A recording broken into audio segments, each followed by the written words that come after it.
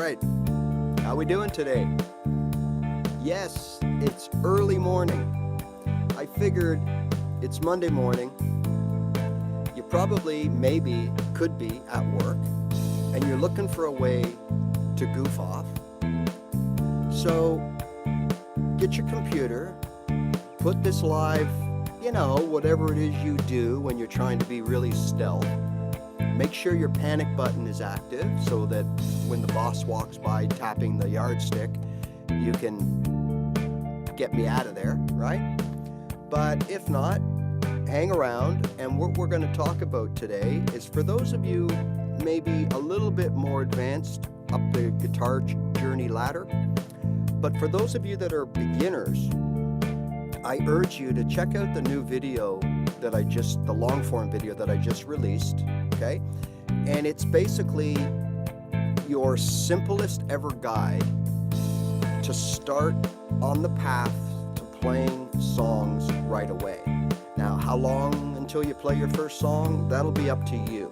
But it could be as little as a few weeks from scratch if you follow that template. It's the template that worked for me, so I urge you to go check it out. It's a pretty good video. It's about 13 or 14 minutes long, so it's not too long. It gets pretty much to the point and explains what to do and why we're doing it. That's so important for me learning. I'd see all these videos and it wasn't so much what I had to do. My brain has to know why I got to do it. And that's what we're going to talk about today. So this is for those of you who are doing this now, starting to figure out how to play along with other music. Okay, so the first thing we need to play along with other music, whether it's a backing track or it's a live band or it's just your buddy sitting next to you with his acoustic guitar or her acoustic guitar. Hello, Zakapowi Wowie, however you pronounce that. So whoever it might be that you're playing to, it doesn't matter. The rules are the same, okay? Now, what we're going to do here, I call this, you've heard of painting by numbers? Well, this is playing by numbers. Now, it's not quite the same as a tab sheet, okay? Now, a tab sheet is different because I've never really used them, but there's the 6 strings and it gives you a number on each string.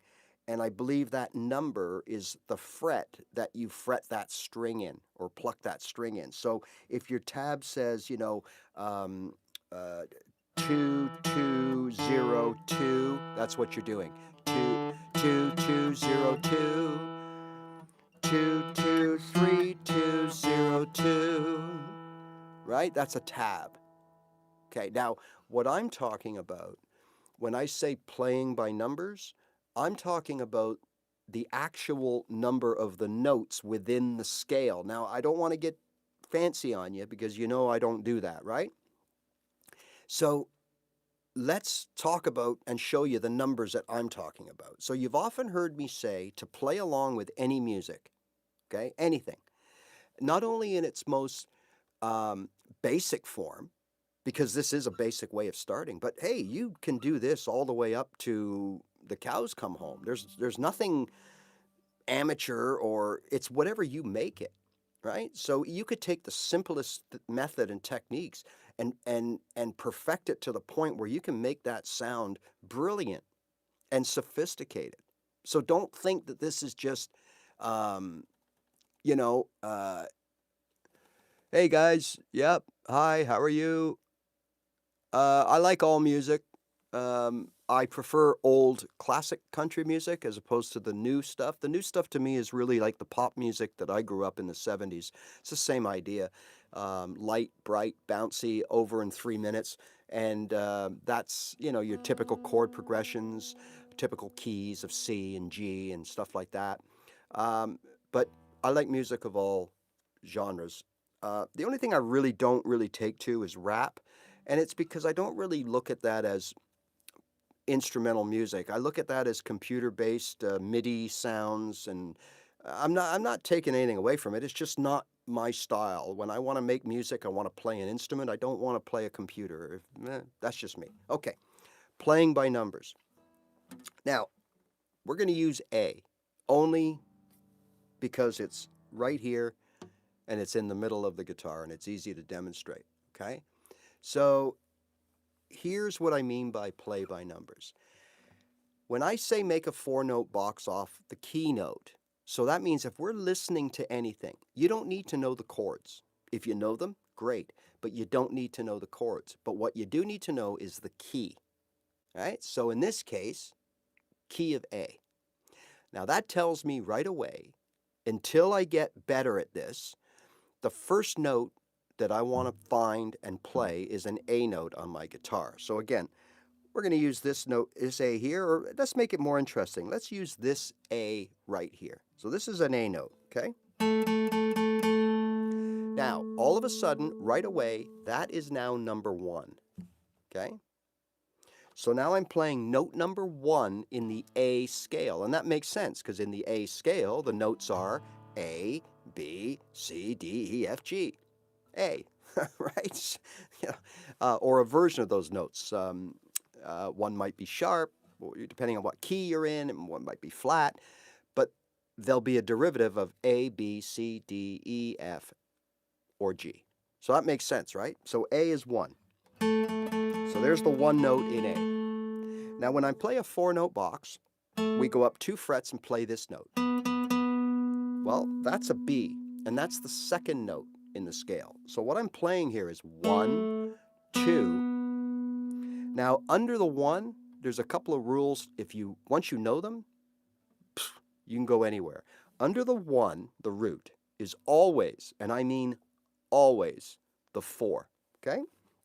So A is 1, B is 2. This note right here is the 4th of A, 4 and 5. Now what does that mean? Well, if A is 1, A, B, C, D. So under A is D, always. So if this is an A here, that's a D. Don't even have to look, right? If this is an A here, this is a D. So now we know we got 1A, 2B, 4D, and of course 2 frets up would be an E. Now I got A, B, D, E. Now I could play it here. A, B, D, E. Okay, I could play it here. A, B, D, E. There's my 4-note box. Now, at this point, I want you to understand this is coming from the major scale. Now, people ask me all the time, what scales should I learn? Well, at a level of just playing in your basement, playing at parties, playing for yourself and for your friends, and jamming with your buddy down the street on a Thursday night, okay? You really only need 1 scale. And I call that the all-purpose flower of scales. In other words, it'll work anywhere, even in a major key, believe it or not. It sounds just fine, okay? And that's your minor pentatonic scale. That's the one that maybe this is why we all learn it as beginners as the first scale, right? And that's that one here, right? That's the one there. That's the A minor pentatonic scale. That's the one to learn to play in that one position, first position. There are multiple positions. You don't need multiple positions. You need the first position, and you need the open position, the one where we can play that A minor pentatonic here, because that's where we play our open chords. And we will use, I'm not going to get into that right now, but we will use those notes in that open position pentatonic to play little walk-ups, walk-downs, and make our open chords sound a little better. But that's for another show, okay? So right now we're playing in A, and we're playing the 1, the 2, the 4, and the 5. Now, this is all you need, okay? Because you've got 4 notes. And if you do the math, how many combinations of things can you play with those 4 notes? It's pretty huge, right?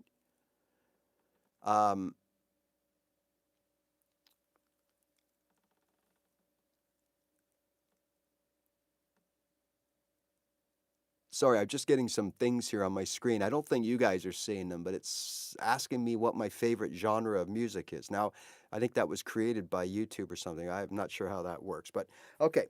So now we have, again, our 1, 4, or 1, 2, 4, 5. Now this comes from the major scale, right?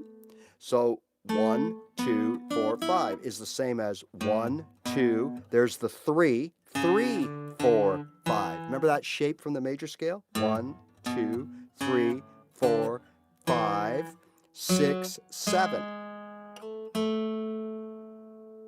And there's the octave 8.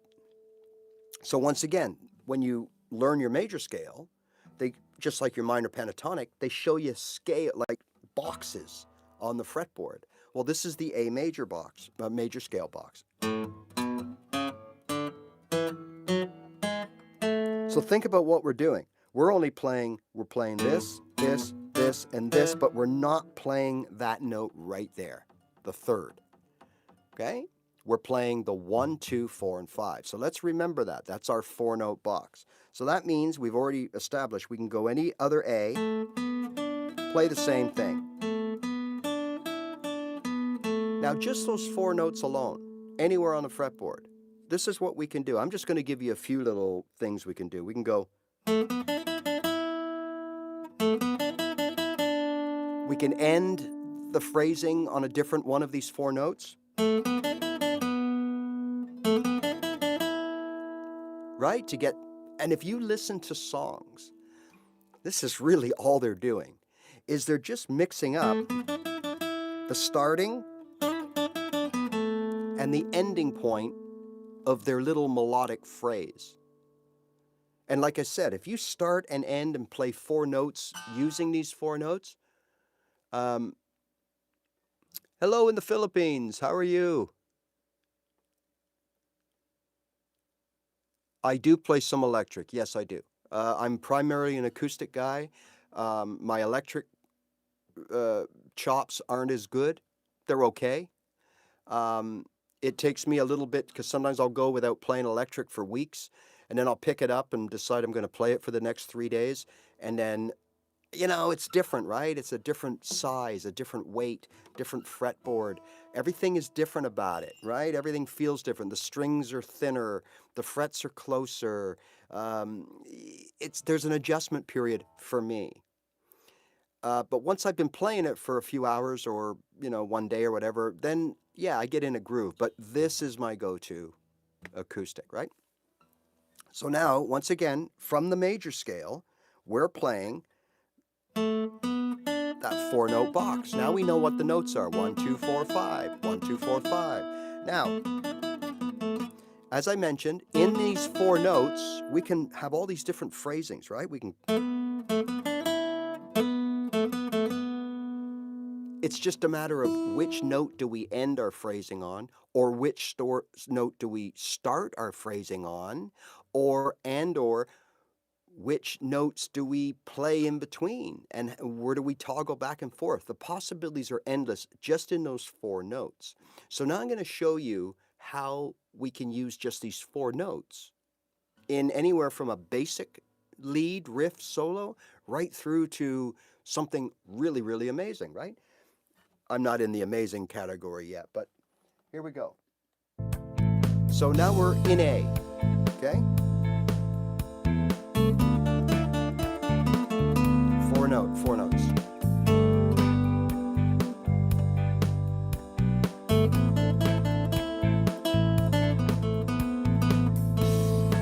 Right?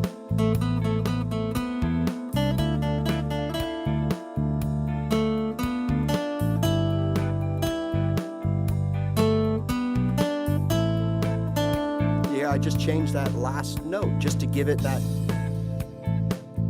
like, resolution, right?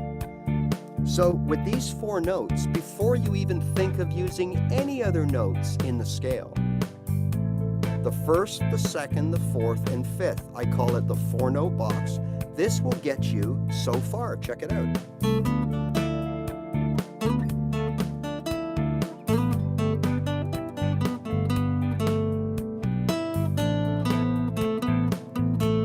Now we'll go here.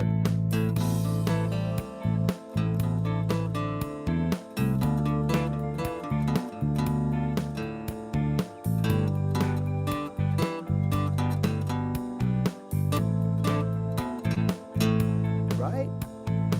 Now we can play here. Playing the same notes.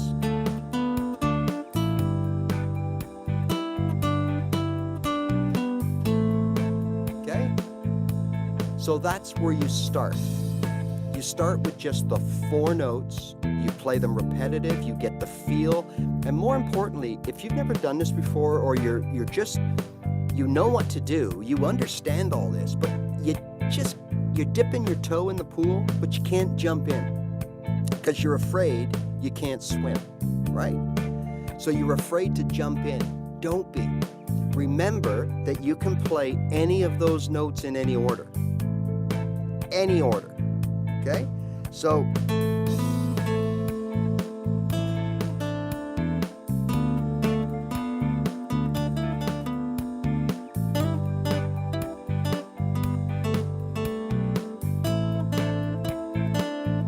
right? Any order. I know that sounds really more like a bass thing or whatever, but I'm just showing you right starting at the basics, right? So we've got this nice track in actually A minor, but when it comes to notes, there are no minor and major. There are sharps and flats. So in other words, an A minor is the same note, A, as the A major chord. So if you see an A minor chord, you can still play the same A note. But if you see an A flat or sharp, that's different. That's a completely different note. So if this is A, this would be A sharp. You have to play that. You can't just play the A or you're going to get a sound, right? So I'm kind of getting over a thing. So now we've come, I'm condensing this a bit, but if you noodle around with that for a few days, you'd be surprised how proficient you get. Now, there's one thing I want to point out to all you new people that are just making the transition from being a chord player, right, to playing notes. There's a different in the philosophy of how we use our fingers, and I'm just going to touch on it quickly because it's quite important. So when you started out as a chord player, learning guitar, you were told or taught that when you play your, say, C chord, that you got to get right up on your fingertips. You see, like right, you got to get that hook in your fingers. And the reason, this is so important, the reason we do that is to fret with the very top of our fingertips under the nail. That's the preference. That's the preferred spot because that allows you to get pinpoint accuracy, and especially if you have larger fingertips, it reduces the chance of touching another string. Now, when we play a chord, especially open chords are open chords because they have open strings in them. So if we take C, for example, we get that G string right here that has to ring out. So when we strum the 5 chords, or the 5 strings of the C chord, we're relying on this G string to ring out. Now, if we don't get up and curl our fingers like that, then we could have the bottom of this finger touching that G string, and then it creates that sound, that chunky, clunky, flat sound within your chord. It happens with bar chords all the time too, right? So we have to be aware that when we play chords, we've got to get right up on those fingertips to minimize that chance of touching other strings. However, when we play notes, we're only playing one note at a time for the most part at this part in our journey, right? And really, most of the time, you're playing only one note at a time. You may play them so fast that it seems like you're playing two, but you're not. You're playing one note at a time. And because of that, I don't have to have my fingers in the same position. In fact, you'll notice that when you play notes, it's actually better to, almost like a bar chord, to come from underneath, right? Now, I'm not worried about how that finger is fretting that note I need, because I don't care if any of these notes are being muted out, because I ain't playing them. So in this case, I'm playing G, A, B. G, A, B.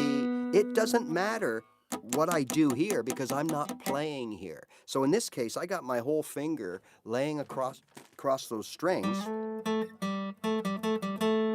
But you don't know that because I'm not playing here. Now, if I was to do this, oh my God, look, that's terrible.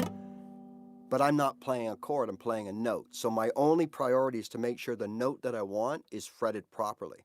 The other ones, doesn't matter. So there's a big difference, and that's why you see people when they're playing notes, their hands could be like this, and you're like, how are they doing that without, you know, muting out any of the strings? My hands are flat to the fretboard, my fingers are. So I just wanted to let you know that you also have to change. It's okay to play your notes curled up like this, no problem, but you can't play your chords flat, right? And I think you'll find that because of when you get outside of those 4-note boxes, so when you want to take other notes, it's so much easier if your hands, your fingers are sort of in this position, because then you got more mobility. You just got better mobility. Okay, so I just wanted to throw that in there before we go any further. All right, so now we got this 4-note box in A.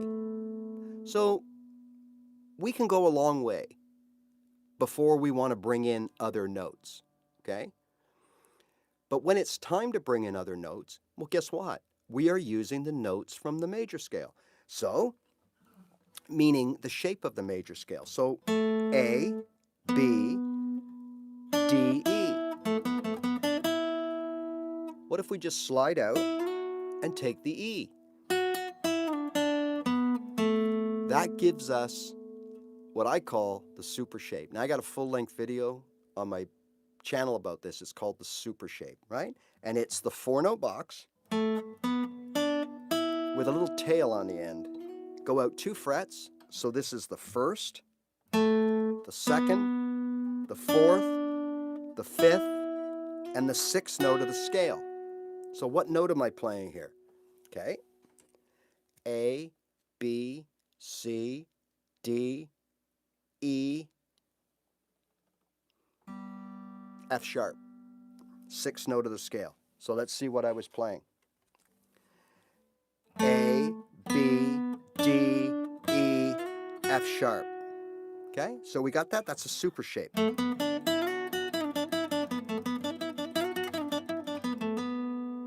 Play it any way you want. But now we're just adding a 5th note into that to give us more. It's actually the 6th, but you know what I mean? Like we're now playing 5 notes instead of 4. So we've got more choices. So instead of vanilla, chocolate, raspberry, strawberry, we got blueberry and pineapple or whatever we're adding, right? Okay. Now, let's take a look at that 1, 2, 4, 5, that F sharp, 6. So the 6th note, we can also play it behind our root note. So if I'm at A, ending on the F sharp, or I might even want to go to the G, right? Because that's part of the scale, right? Actually, G sharp in A, so it would be, but that's for another day. So A, B, D, or I'm sorry, A, B, D, E, F sharp. So where's the F sharp here? Well, that would be right there, 3 frets down. So we could actually do this.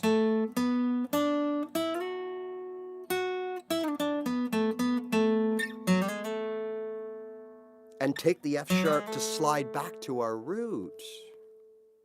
So now, even though we're playing the same note, F sharp, we're kind of stretching we're adding possibilities to the sound of our solo, but we're still playing one of the same 5 notes. So I'm going to show you how that works now up against a chord progression, okay? All right. So we're going to start in A. There's my 4-note box.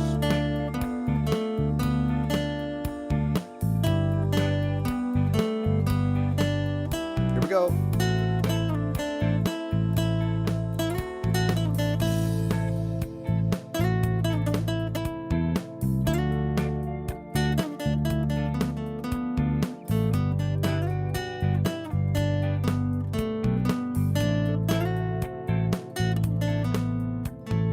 Right? So we've added that 5th. Now you could play it this way too. You can go.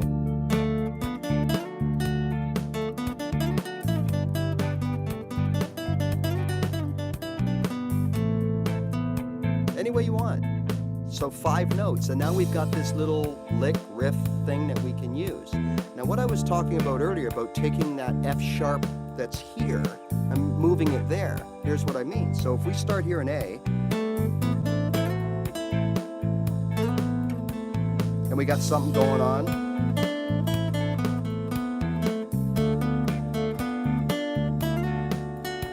Now we can go here and slide into our root from this F sharp. If F sharp works here, it's going to work here. It's not going to be sour on you, right? So it'll be a good note to use. It's part of the scale.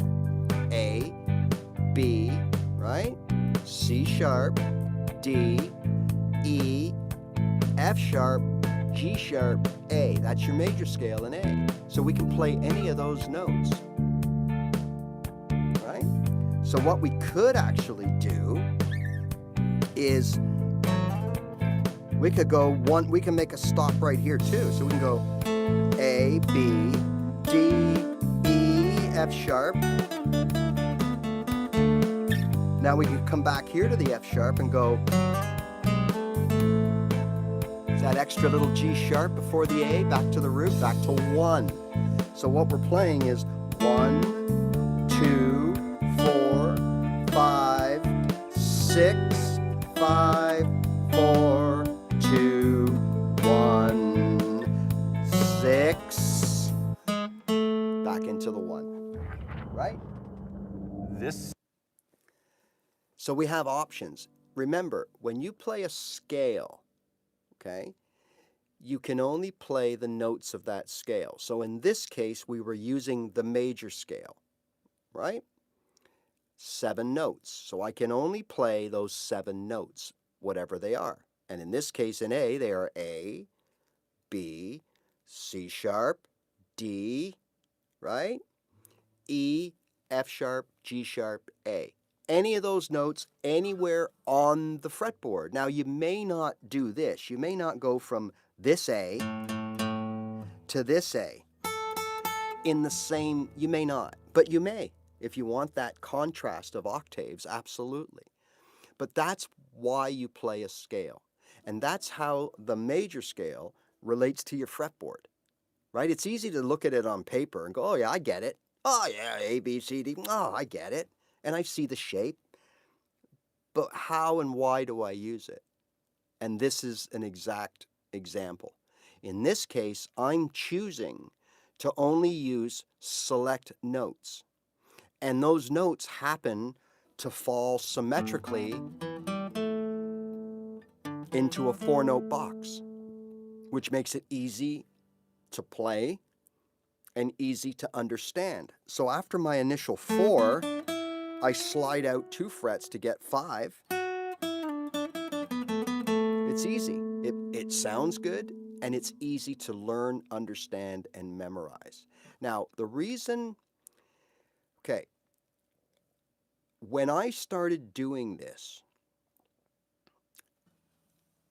I didn't rely only on the numbers. Now, this is where I don't want to get you overwhelmed, because this is something that will occur naturally as you keep working through this and practicing.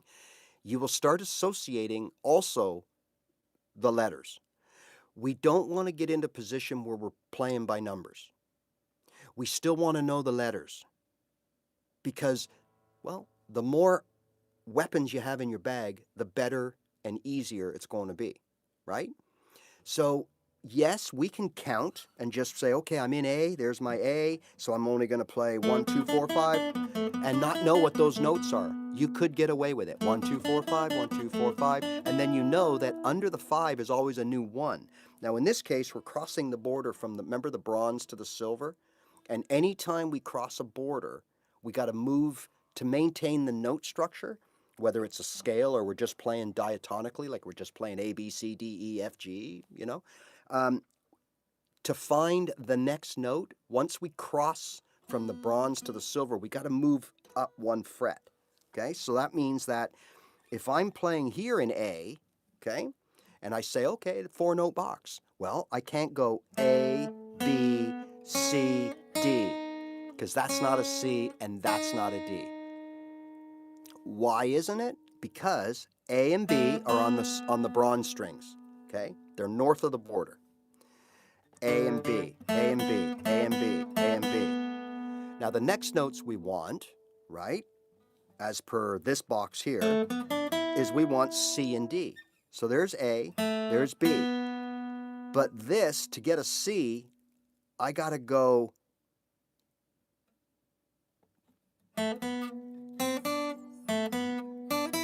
so A, B, D, E. I said C, D, sorry. A,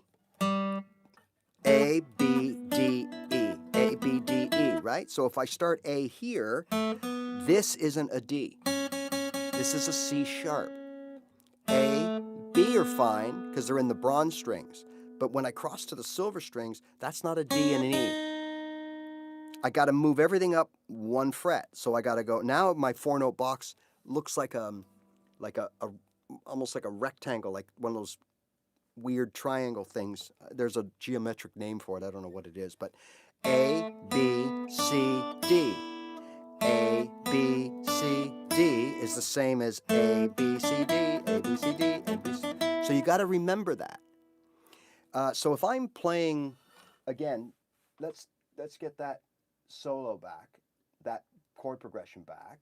What happens if my dad starts Tai Chi tomorrow? Well, he'll How be old a is your much father? better He individual.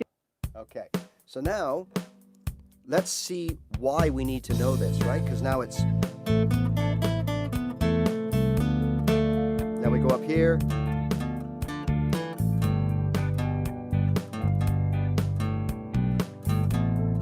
Play that box. Then we might go over here.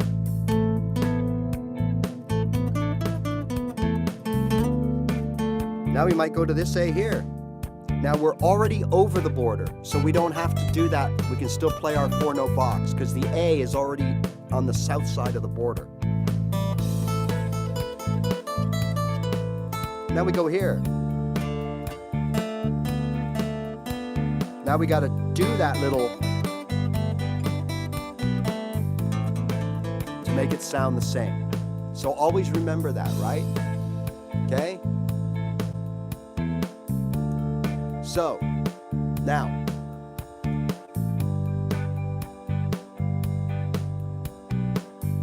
it's a very good idea to not only rely on numbers, to also make note of the notes in your head, right? So even though I'm playing 1, 2, 4, 5, I still want to know that I'm playing A, B, D, E, A, B, D, E. It's just a good habit to get into. However, let's just do it by numbers.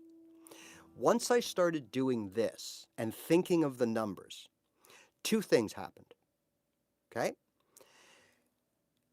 If someone's playing a song and they go, hey, Ray, give us something to this, right? Oh my God, the lights are on. What do? I want to play a little lick or a solo.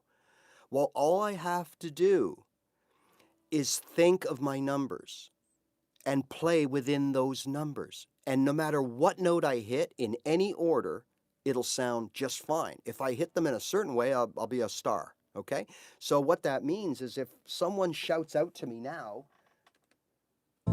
Ray, It's your turn. Give us something, right? Now, I find my root note, 1, that's my 1. Now I think of my box, right? There's my 4-note box. I could just do this.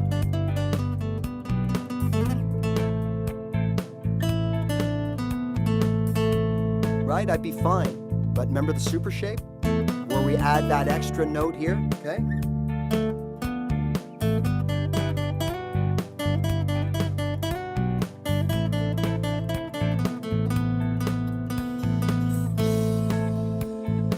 I'm listening to the music. I want to hear when it comes back to the home bass, the root note. Now you don't have to start on the root note. When you get a little better, you can start on the 5th. That's the one over here, because remember, the 1st and the 5th, they go together really well, like French fries and ketchup. Because look, A. What's the 5th of A? A, B, C, D, E is the 5th of A, right? So it's going to sound good. And that shape should look familiar to you, because look, A, E. It's your power chord.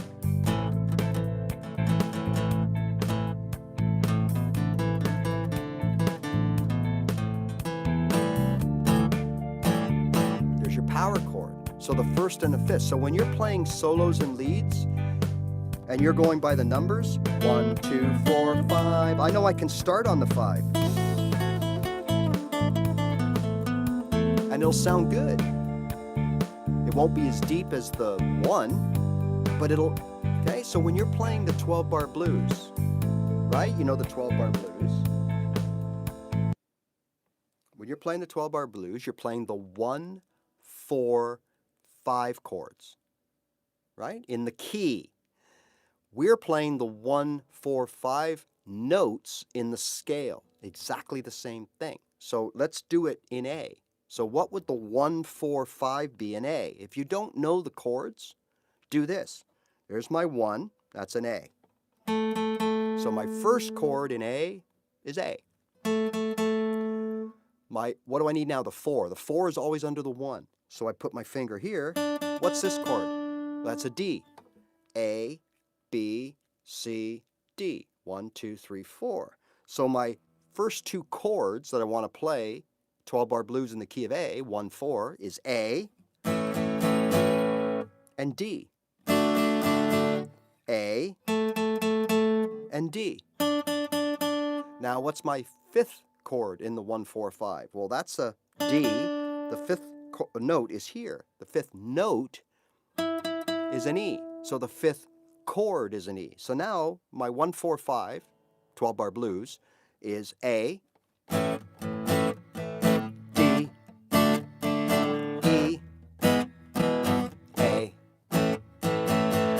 So now I got a 12-bar blues thing going on, right? So I'm going to play through it once just to give you what I'm talking about as far as when we can go right to that, play off that 5 note, right? So this is the 1 chord in the 12-bar blues.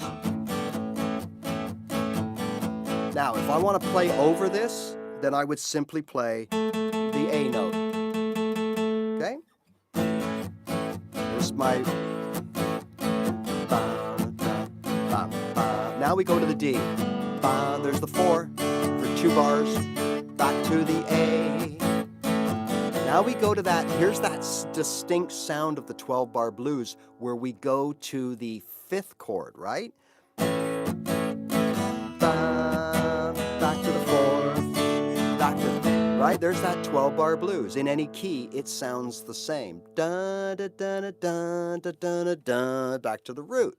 So when we're playing the note version of that, when we go up to that 5th chord, right? That's when we go to the 5th, we play off the 5th note of the box. So look, here's A, 1, 2, 4, 5. So when that 12-bar blues goes up to E, I can start my little riff off the E. Then come back down to the... And when you get really good, you'll listen to the music and go, okay, there's my E. back to the D, to the 4, and back to the 1. Right? So you'll play something like...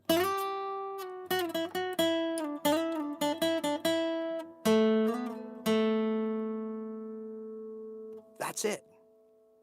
Look, I know this can sound a little bit, well, overwhelming. It did to me.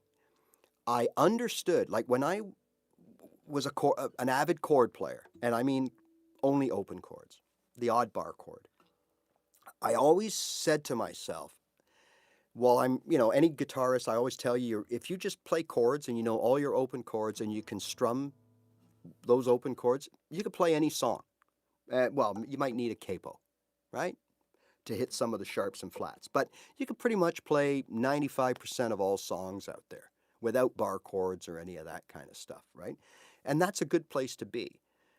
And you can stop there and don't learn anything else, and the rest of your life you're going to be able to sit down and be a music playing machine, okay? So what I thought and always knew is that I wanted something more. So something more is to go to the next level. Now, you can do that in a few ways. You can elect to take your guitar playing to another level by just learning the same chords you already know, but a different way to play them, i.e. bar chords or triads. Now, when I looked at this, I thought, you know what? I don't know how long I got here. I started late, in life playing this thing. I don't know how much time. I don't know if one day I'm going to wake up and think, screw the guitar, I'm done with it. I don't know. So I decided that I would rather bring something new and different into my repertoire than merely, and there's nothing wrong with this, playing the same chords as I already know how to play in the open position. Because to be honest with you, I really don't care if I play my A this way or this way. It makes no difference to me. I can't even tell the difference, really. Now, when you analyze it,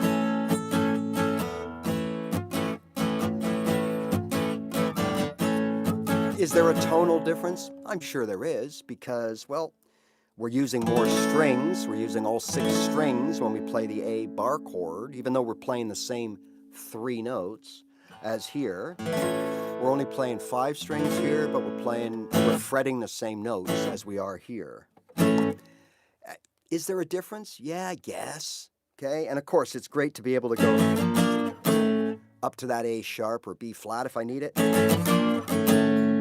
Right? If I wanted to do that here, I'd have to go, right? Or that's the way to do it. A triad. Okay? So where I'm leading with this is when I sat down, I thought, okay, I want to bring something different into my repertoire. I'm going to go with the notes. I want to start learning how to play along with other musicians and other music. So that's what we've just covered. The easiest way to get going. The key, find the root note of that key, find that note anywhere on your fretboard, and play a 4-note box off of that note. The 1, 2, 4, and 5. And remembering that the 4 is always under the 1, and the new root is under the 5. So for example, A, 1, B, 2, D, 4. Remember? A, B, C, D. 4. Right here. I'm under the 1, always. Unless we're at the border. So if we're on this A, this is not a D. We got to move up 1 fret to get the D because of the way the guitar is tuned. So we'll stick to the bronze strings for now. A, 2, 4, 5. 1, 2, 4, 5, 4, 2, 1, 2, 4, 5. Now, if I want to play this same 4 notes somewhere else on the fretboard, until I really visualize and know where my new A is, over here or up here, I'll take the next A available to me. And that is always, and I mean always, again, other than the border, going to be under my 5. So if I'm playing this, 1, 2, 4, 5, 1, 2, 4, 5, 1, 2, 4, 5, and I move this here down under the 5, I don't have to look. That's an A. Now I can repeat. If I can either switch my fingers out here, or I could switch them right here and start. That's personal preference. I would go, there's my super shape. Now if I want to go and do that in another octave, I'd go A, replace my finger, and there's my super shape here. Okay, so once again, 1, 2, 4, 5, under, 1, 2, 4, 5, 4, 1.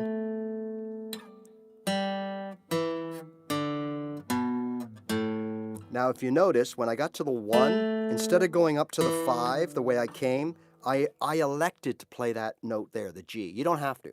To be strict, you'd go 1, 2, 3, 4, 1, 2, 3, 4, 5, 4, 2, 1. Right? And then 5, 4, 2, 1. There's where the numbering comes in handy.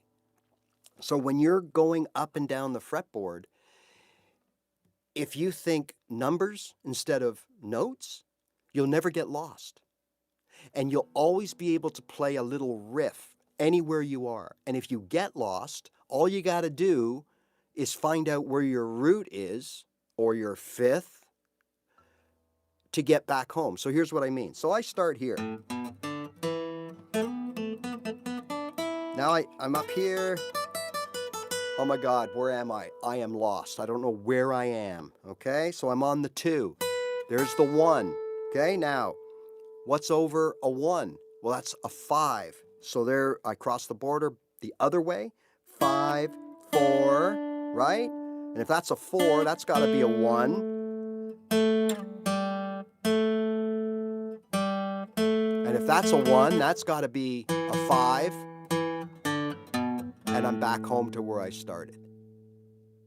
I know it sounds overwhelming and confusing, but it's not. It's one of those things, once you see it, you're going to be like, oh, this is children-like simple. Now, when someone told me that way back in the day, yeah, sure, Willow Tree Smith, absolutely. Hello, Randy. Hello, Barb. Sorry I missed your guys coming in. A little bit different, a little early today. Just trying to hit different parts of the world, I guess. But I know it's confusing at first. But again, once you know it, it is so simple. And when I first got shown this, right, I was like, what? And I just, like, that's beyond my pay grade. So I just ignored it for the longest time, for a couple of years. I just ignored it. And then I revisited it when I had a little more experience, confidence, you know, whatever, right? And the first 8 or 9 times I saw this, I kind of understood it, but I couldn't do it. But the 23rd time that I saw it, I was able to do it. So yeah, it takes a while, or not, okay? But again, 1, 2, 4, 5. The 4 is always under the root. So wherever you're starting, whatever key you're in, whichever one, I'm just going to go, boom. What's that note right here? Okay, right here, this note right here. We have an F. Okay, so my 4-note box would be F, G, right? This note here is a B flat, and this note here is a C. F, G, B flat, C. 1, 2, 4, 5. Okay?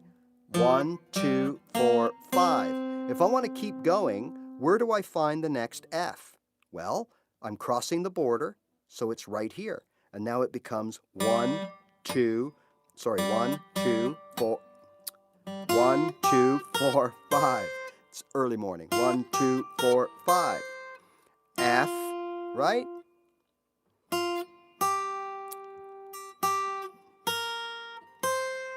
F, G, B flat, C. 1, 2, 4, 5. 6, 5, 4. What's over the 4? The 1, right? What's always over the 1? A 5, but I'm crossing the border, so my 5 is actually here, right? 4, 2, 1. There's where I started.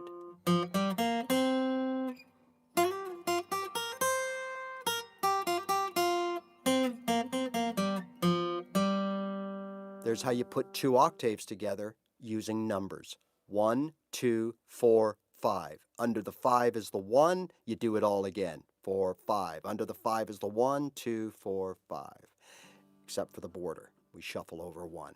It's complicated at first, but once you get that border thing, and your ear will tell you too. Your ear will say, oh, that didn't sound like the other 4 notes I played. So you rely on your ear as you get more and more. Now, this stuff that I'm showing you now,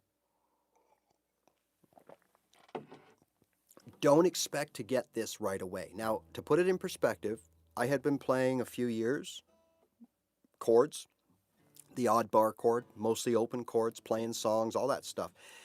When I decided, okay, today I'm like I tell you to do, I'm blocking everything else out and I'm only going to think about notes. And I did that for about a week. I had my guitar foundation. I was pretty good. I didn't know my fretboard that well. I knew bits and pieces of it.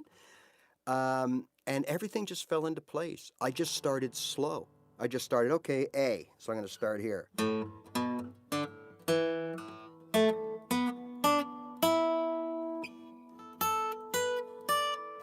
And I just played my 4-note boxes in A, forwards and backwards. I didn't think of the numbers. I was just trying to survive. Then I started thinking of the numbers. And when I started understanding how the numbers work, 2 things, like the whole focus of this video was. 1, I could play any kind of melody within those numbers. So if I was in G, I would start on a G, and if I just pluck the notes 1, 2, 4, and 5 in different ways, I'd sound very good. And then eventually I added the 6th note. And as I showed you, then I took the 6 and I played it before the root instead of after. You know what I mean? And everything just fell into place from there. Sorry for the long-winded delay there about the palm muting, okay? So palm muting in general is when you use this part of your hand in front of your pick. Now, there's, again, like everything in guitar, there isn't one cookie cutter way to do anything because everybody's hands, wrists, fingers move differently or shape differently. Some people find it easy to learn it with their fingers in this position and that position. All right, so I'm going to let you figure that out, right? But palm muting basically is the act of muting the strings. Now, normally we say muting strings is not good, right? We don't want to mute those strings. We don't want these strings to sound muted. Like if I put my finger on that G string, there's a dead spot.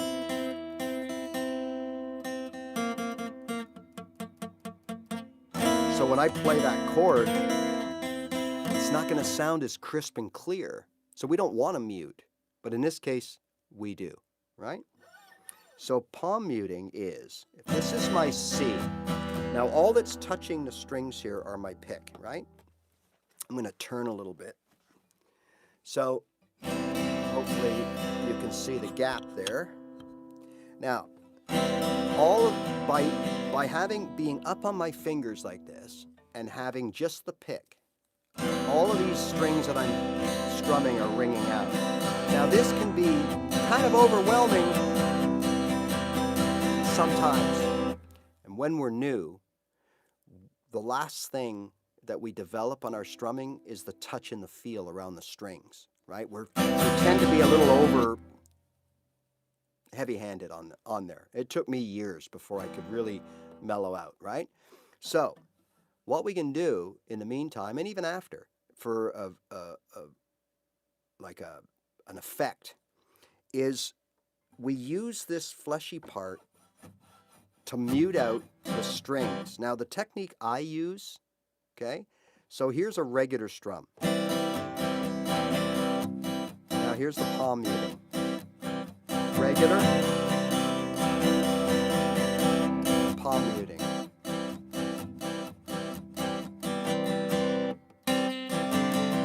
It also allows you to stop the resonance, like the sustain. So C muted.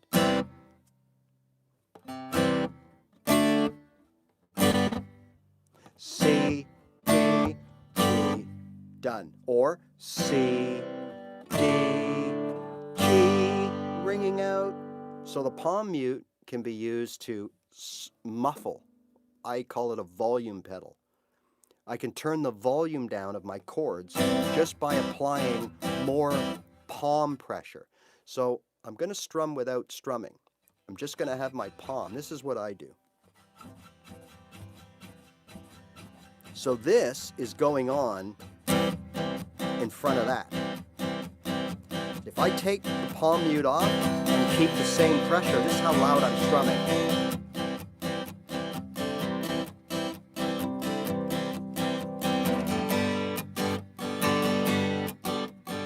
I might want that strum and that strum to ring out, but not these two or three.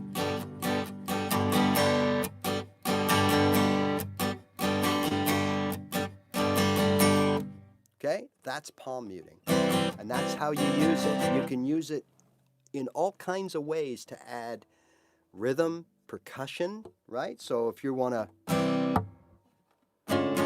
so let's say we're playing, you might want that as your sound. There's your A minor.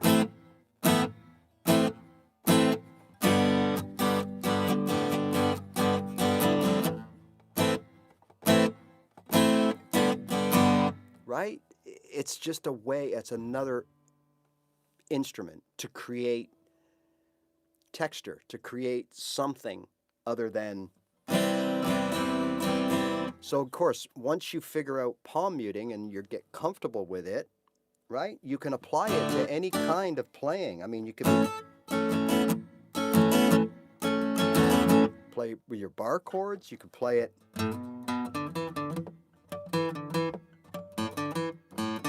I can use it to create a little thing, you know, a little texture.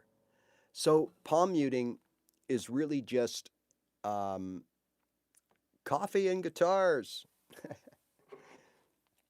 In my case, it's tea. I can only have about, I really shouldn't have coffee, but, you know, a small cup in the morning is fine.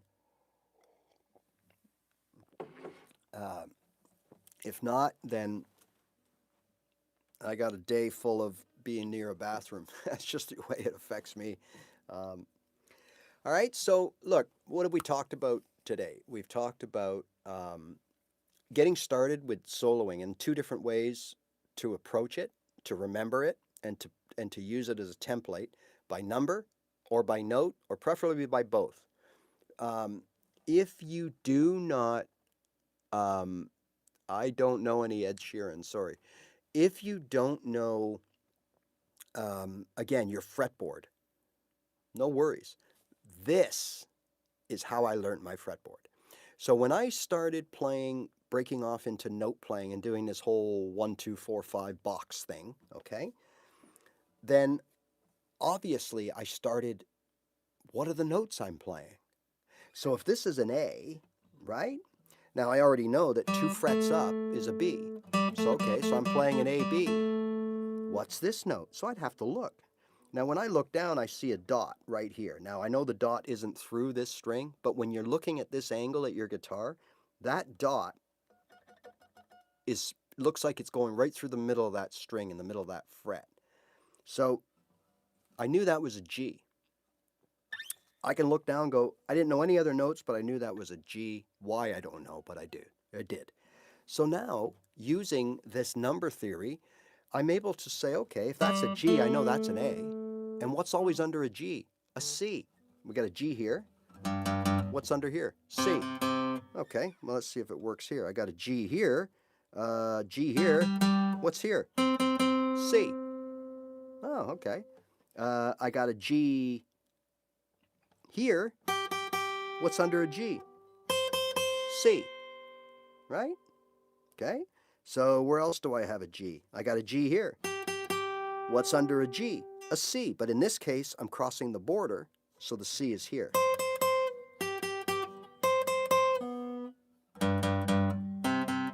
Right? Now there's nothing under this G, because we ran out of strings, okay? So you have to go, if you want to do the G-C thing, you got to go that way. And then all of a sudden, the little pieces fall into place. Now, I've seen all kinds of methods to learn your fretboard, and I'm sure there's merits to all of them, including writing it all out on a piece of paper and having that sheet or an app that has the strings and it says, oh, show me the F sharp, and you go boom, boom, boom, whatever, right? Okay. I've seen all that, done all that. And if I look down on a piece of paper, 100%, I get all my notes. Oh, yeah. No problem. But the minute I flip it to my fretboard and I'm looking down this way instead of this way, okay? I'm looking this way. The lights are on. Someone's watching me. I'm like, I know nothing. So my point of all this is the best way, the best way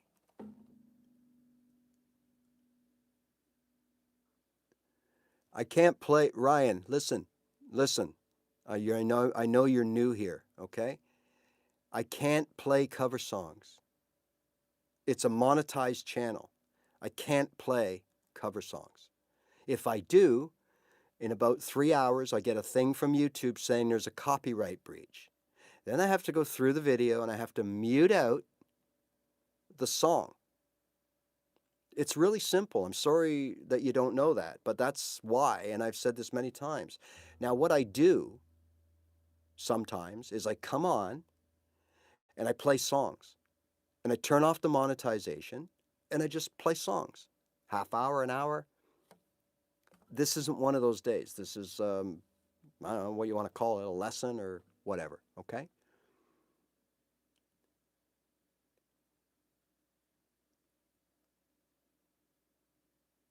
Change tuning and you don't know the notes.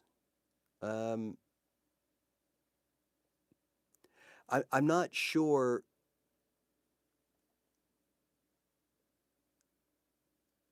what you mean by that. I'm not sure what you mean by change the tuning. I think what you mean, you're making a comment saying, oh, if you change to a different tuning, then the notes are different. You're absolutely right. So if you change to a drop D tuning, for example, where you take your E string and you tune it down to a D, well, then obviously this isn't an E anymore. It's a D. So now D, sharp, E, F, sharp, G, instead of E, F sharp, G. You know what I mean? It absolutely does. And think about it. Think of what you're going through to learn your fretboard this way. And all of a sudden you detune or tune up some of the strings and all of a sudden, boom.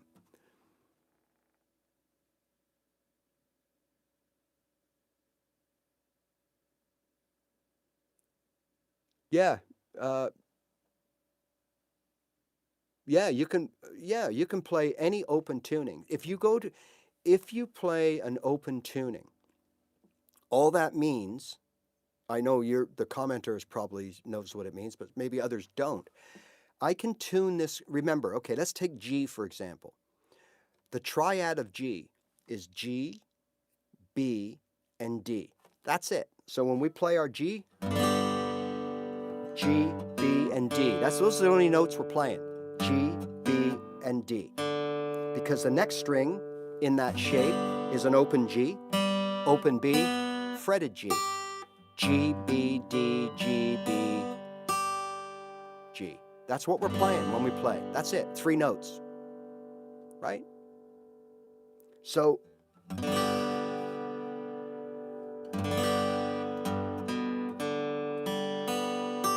there's your G.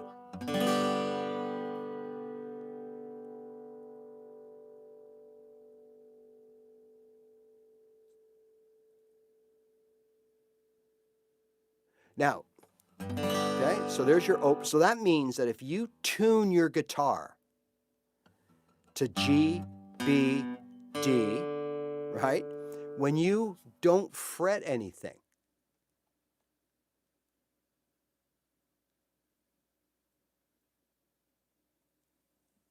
okay, when you don't fret anything and you've tuned to an open G, that means that when you do this, it's going to sound the same as this. It's called an open tuning. So I don't have to fret my guitar. Now, I can't do it because it's not tuned to G, but if I did this, okay, see this string here, D, G, and B? If I just play these three without fretting, if I just play these three strings, I'm playing a G inversion. Here's a G, inverted triad. If I now fret those strings at the 2nd fret, this looks familiar. That's my A chord, B chord, C chord, D chord. So that's what that means. So if you want to find out what it looks and sounds like, go watch a Bee Gees video. Go watch Barry Gibb, right? 9 times out of 10, when he's singing, maybe even all the time, he's playing an open tuning. So what that means, when you watch him play, let's say the chords are, G, A, D that he's singing to. So he'll have his guitar on, but he'll just do this. There's the G, there's the A, there's the D, but he'll put his bar over all of the strings. So he'll go.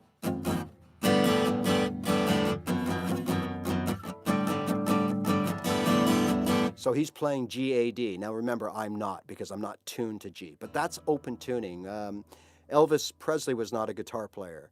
So what they used to do is open tune his guitar so that he could just play it open or just put one finger. So if it's an open C, then this would be a D chord.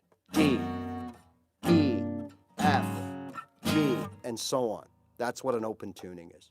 It's a great way to play chords if you're a beginner, right? And yes, it gets complicated because now all of a sudden, these notes aren't relevant anymore. They're in a different place because of the open tuning. Just like if you use a capo, right?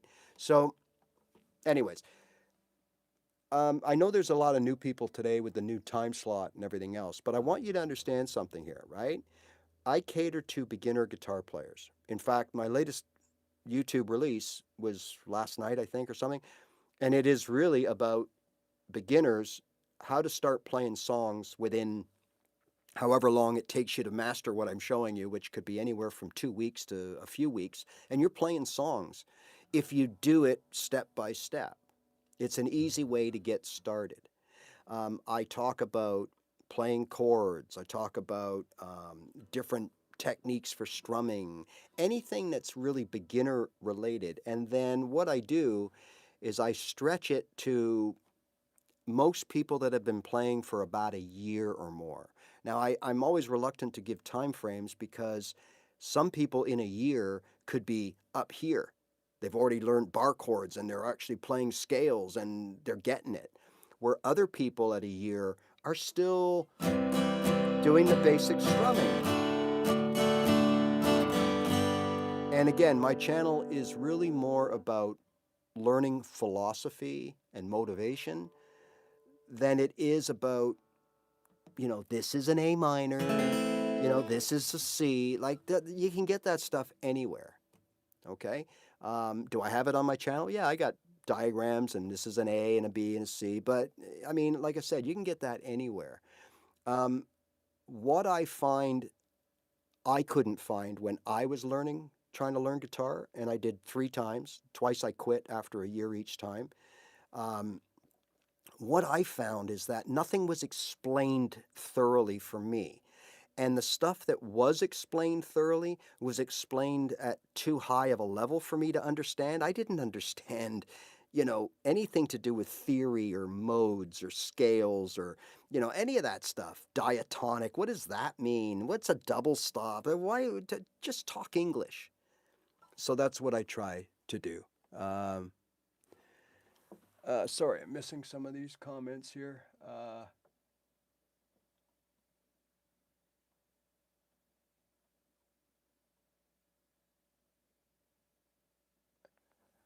There's a lot of rabbit holes, absolutely. You try to, I know it's tough. You try to respond to people, you try to please everybody, but you have to understand, it's hard to do that. And I know it can be frustrating. You're listening to something and someone asks a question, and if you don't reply to them, they get all pissy half the time. And uh,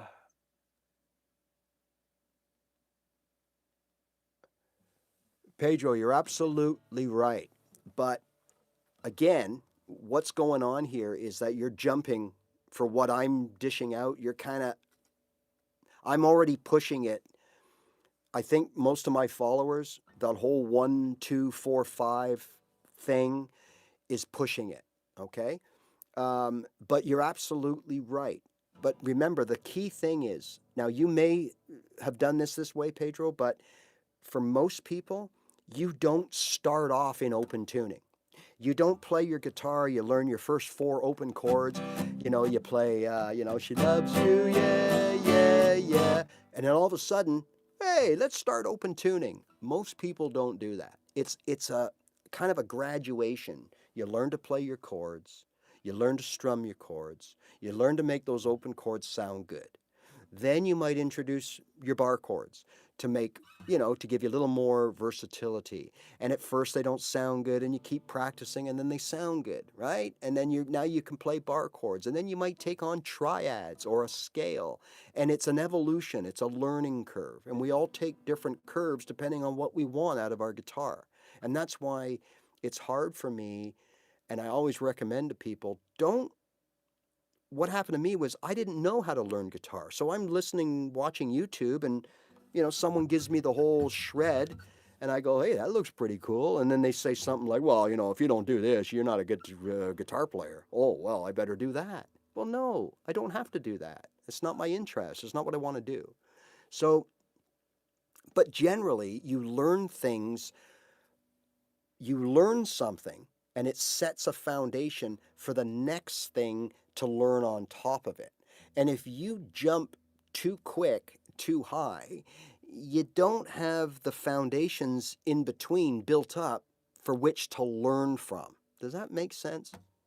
So going from playing a C and a D and a G to, detuning my guitar and open, yeah, Joni Mitchell, right? It's too much of a jump. If you can do it and you've done it, fantastic. But I think what you're probably saying is eventually down the road, their next step is open tuning. And to be honest with you, I would probably, if I could play all my chords and I could play some bar chords and I knew some triads and I could, and I'm looking for something new, something to stimulate me and reinvigorate me, I'd probably go to open tunings before I would start learning all 5 positions of the major pentatonic, or, all 4 positions of this scale or that scale.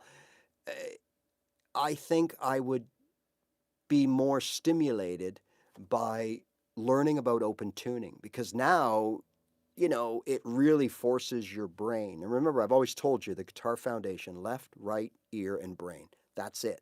These 4 things, that's what we need to play this instrument. At first, you just need left and right. Got to get that going. Then you get your ear tuned up. Your ear tells you when you're right or wrong, what sounds good, what doesn't. And then your brain works overseeing everything and also giving you an indication of what's coming. Like, hey, remember the bridge is coming, it's in B flat. Get that B flat ready to go, right? You got to hit it right now. That's your brain, okay? But we're not thinking like that, but that's your brain subconsciously. That's your guitar foundation, right? Right. So,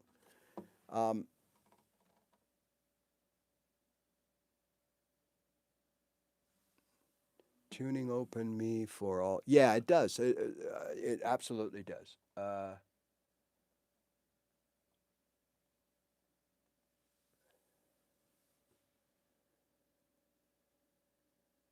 Yeah, hey, that's great. If you can do that, that's great. All right. So remember what you're doing. You're reading a tab. So you're sitting there, and there's nothing wrong with it. But you're going, okay, what does that say? That says two,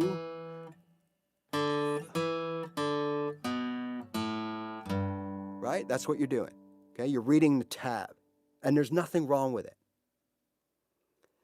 But what you should be doing is saying, okay, I'm playing E, D, B, A, G. Because if you know that, now you could play that anywhere else on the fretboard. If you're memorizing tabs, the minute you get away from this, you're done. Where's my next E? Where do I play the next E? You don't know. You have to rely on the Google tab to show you. I'm not putting you down or anybody down. Don't get me wrong. I'm not. Anybody who follows me knows I'm not about that. But that's the pros and cons. So yeah, you could memorize. I tell people this all the time. You can memorize your scale. You can memorize, what is it? 5, 8, 5, 7, 5, 7, 5, 7, 5, 8, 5, 8, 5, 8, 8, blah, blah, blah, blah. Absolutely. I did that for a year. Didn't know what I was playing, didn't know what the notes were, and I was lost the minute I left here. Okay, so meaning I didn't know that that's an A and a C and a D and an E and a G and an A. I didn't know that. But now that I know that, I can play it anywhere. I can play those notes anywhere and still be in sync with my song.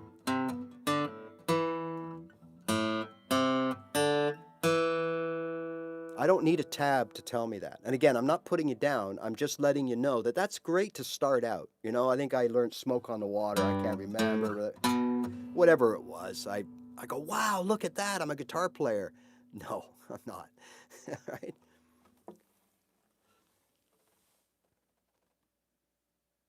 But that's great, Brian.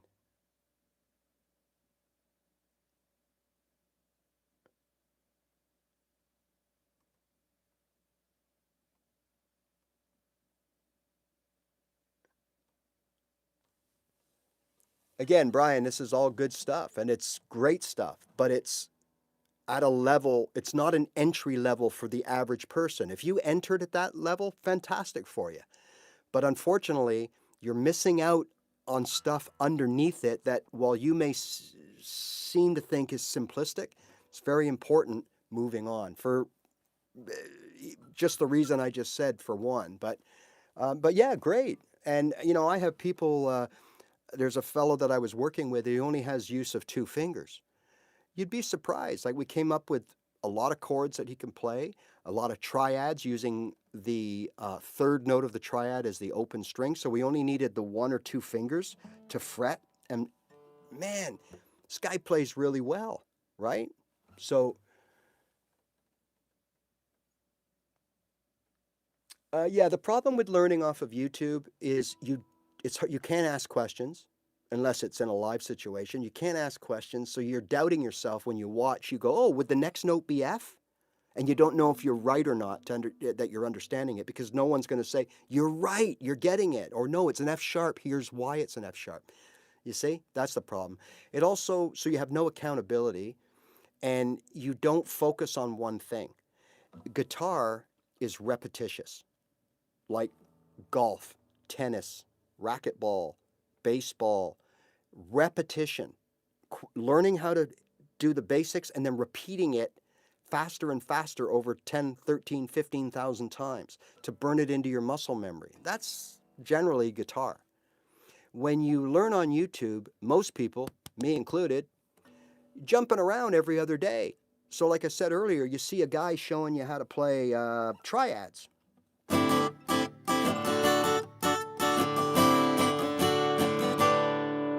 And you go, that's pretty cool. I'm going to learn that. So you piss around with it for 3 or 4 days, and then you see another video of someone showing you that. And you go, oh, that's pretty cool. I want to learn that. So you spend a few more days doing that. And it just, next thing you know, you kind of like you're not on any kind of path to build the proper foundations as you get better and better. You don't have to be strict and study the Conservatory of Music guide. No, because there's a lot of things in there. Like why learn scales in your third week of playing guitar? Most people won't be able to play them and use them and know the notes in them and know how to use them. You don't have the ability to listen to music and start, you just don't. So why are you spending all this time learning something that you're never or not going to use for the longest time?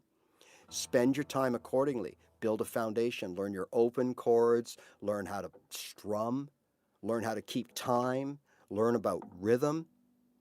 Okay? And then expand from there. That's all I'm saying.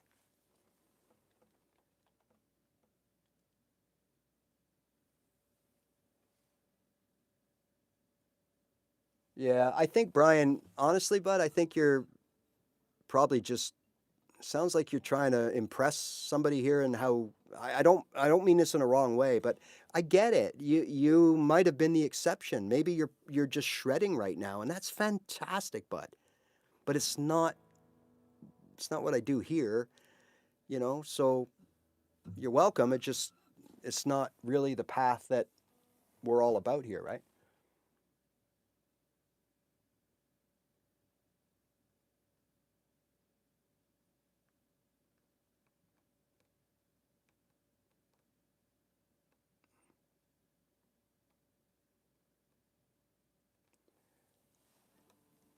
Yeah. Well, Josh, that's so important. That's what is missing is when you break down what is being shown in these video clips, when you actually explain it and really explain it in layman's terms, not musician terms, because much like let's say you want to be a chef or you're a good home cook, and then you go into a kitchen and someone says, fire this and mount it with that. And you go like, what the hell's this guy talking about? Fire that and mount it with that. Like, what does that mean? Right? Yeah, just mount it with a bit of butter. Like, well, what does that mean? Can you fire the lamb, please? What does that mean? You don't know, right? That's the whole thing here, you know. When someone takes the time to say, "Oh, fire it," yeah, that means put it in the oven or start the cooking process, right? If someone says, "Oh, can you mount that with butter?" and I tell you, "Hey, here's how to make a great lamb. Just mount it with butter," but I don't explain to you what mounting is, then you ain't gonna know. Does that make sense? All right.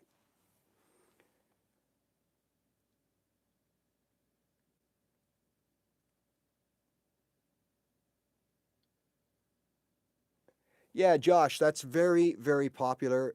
There's a lot of people that do that. I did it too. Okay. And that was the whole purpose of me starting this little channel. It started on a fluke. I just posted a couple of videos saying, hey, you know what? I'm sick and tired of this guitar thing. I can't get it. This is what I've been doing for a month. And I literally posted a video of just playing three chords. And someone said, hey, man, I'm in the same position. I don't get this. I don't understand that. And that's, look, my approach and what I preach on a daily basis about guitar is exactly, if you watch today's video that I just uploaded to YouTube, I think last night, it sums it up perfectly. In order to play this guitar, right? Unless you want to be like, it sounds like Brian wants to be a professional guitar player at some point. Um, and if you just want to play and have fun, but still be pretty good, right? That's what I cater to. Building that solid foundation, forgetting all the fancy stuff, because I'm going to be honest with you. If you want to play songs, you want to play them well, you want to know all your chords, you want to be confident and creative with the guitar, you don't have to know all this stuff. Drop tuning, open tuning, modes, degrees, triads, on it. You don't have to know any of that stuff. You just have to know how to play your chords, your open chords. And you got to know how to strum them because, as I've shown and proven, It's not about this hand. This hand gets you started. You play 10 years, you're still going to play your D chord like this, and your C chord like this, and your G chord like this, or like this. That's you know, you're going to play your A like this, or like this, right? For the most part. There are other variations, absolutely, but those are, once you learn your open chords, that's it for your left hand, for the most part, okay? Now, again, I'm generalizing, but generalizing in the majority, meaning 90%, for 90% of us, you're going to play your G this way for 10, 15 years, or however long you play the guitar, right?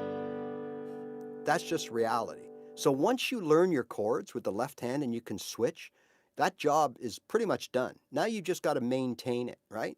So how we do that, and we still get better by smoother chord changes, right?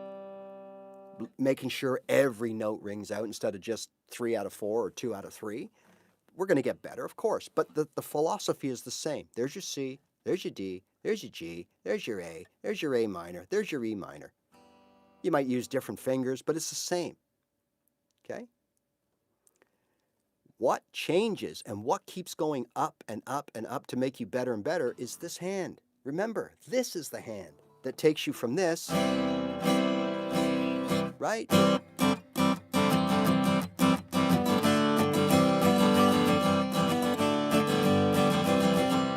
That's the hand. This is the hand that keeps you going. That's it in its most basic form. So any beginners out here, what I urge you to do is exactly what I urge you in the video I just released, right? Is pick something that you're good at and polish it. So again, it's all explained in the video, but if you only know 2 chords, find out which key those chords are in. Add a 3rd chord from that key. So if you know E and you know D, add an A. Now you got E, A, D, right? 3 chords, same key. All kinds of songs have these 3 chords in them. And if you just sit there and don't play music and just strum these chords in any way you want, and you get proficient with these 3 chords, guess what? You're playing songs.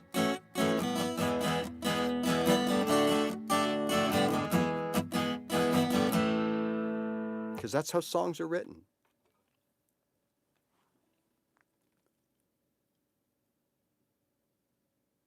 Yeah.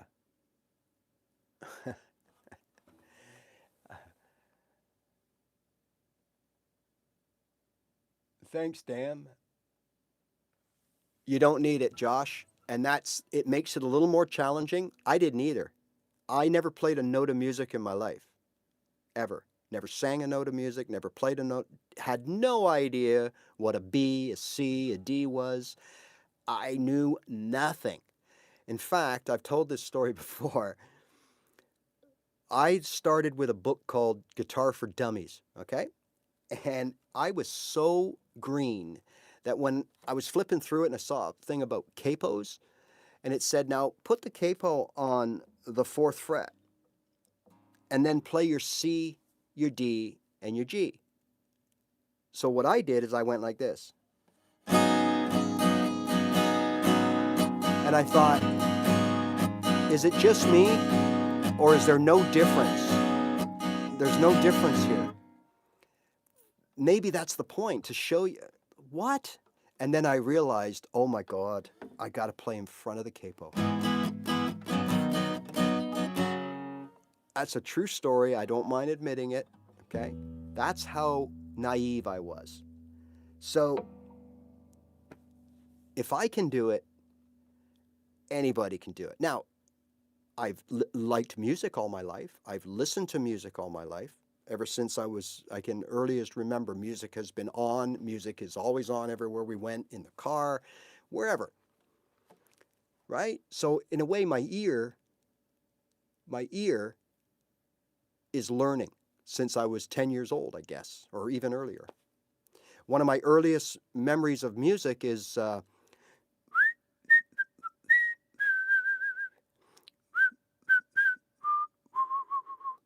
a song called Winchester Cathedral, and I must have been, I had to have been, it was in the 60s. You know, I was very young, and I can remember it in my dad's Volkswagen, the whistling part, okay? Another vivid memory of listening to two other songs that I can still remember hearing was Strawberry Fields. So I'm not sure when Sgt. Pepper came out. I think it was 67, 68, 67, 66, some, I don't, whatever. So I would have been like 5 years old hearing Strawberry Fields Forever. Like I liked it. I just remember it. And the other song is Donovan. Down, down, down. I can't even think of it. Sunshine Superman. And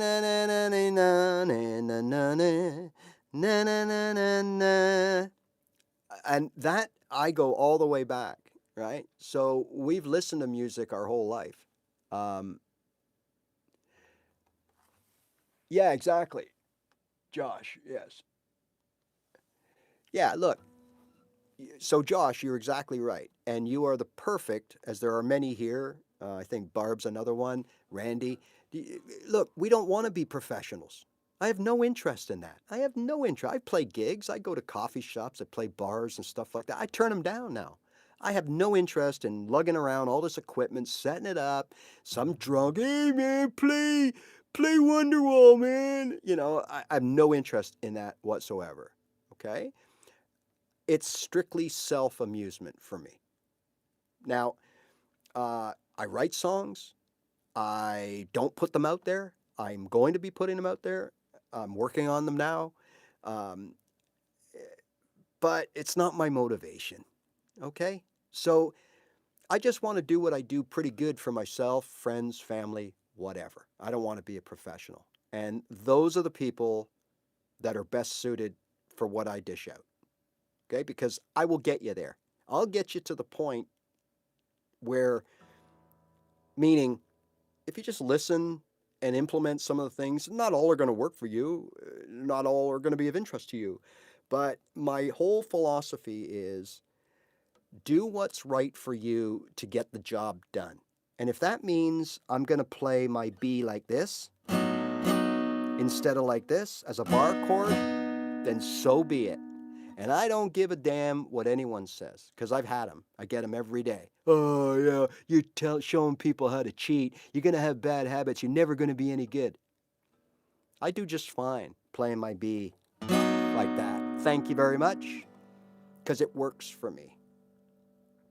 Oh, you tell people not to learn bar chords. No, I tell people that they're not ready to learn bar chords, at least in your first year of playing, because you need some theory knowledge, and more importantly, you need a certain touch and feel around the strings, and you need a certain hand strength to be able to. You need to understand what the bar finger does, and most people don't understand what a bar finger does in a bar chord. What's the purpose of that bar finger? So there's all kinds of things that you need to know before you embark, and you just not gonna, the odd person, we got someone here that picks up a guitar day one and is playing Mozart. Great. You're the exception. But for the most part, in your first year, stay away from things like that. No triads, no bar chords, no theory, no scales. You don't need it. Just learn your open chords, but more importantly, learn how to play your open chords, right? Like take C, D and G, or E, A and D, or D, A and G, and play them. Make a statement with them.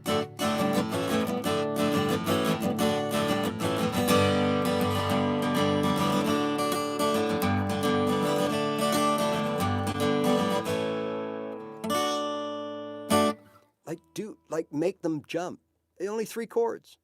Then move on to something else. That's all I'm saying.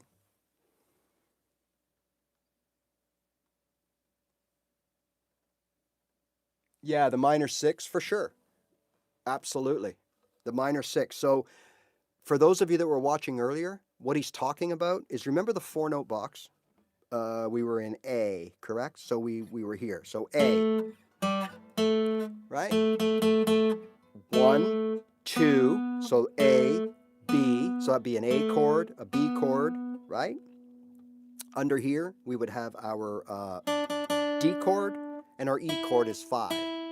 So that 6 he's talking about is right here, F sharp. But because it's a 6 chord, that's a note, F sharp. But if we played that as a chord and it's a 6, it would be an F sharp minor, right?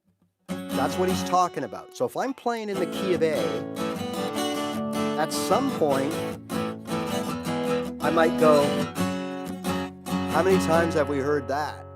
That jump, that sound, that's what he's talking about, is that minor 6 chord.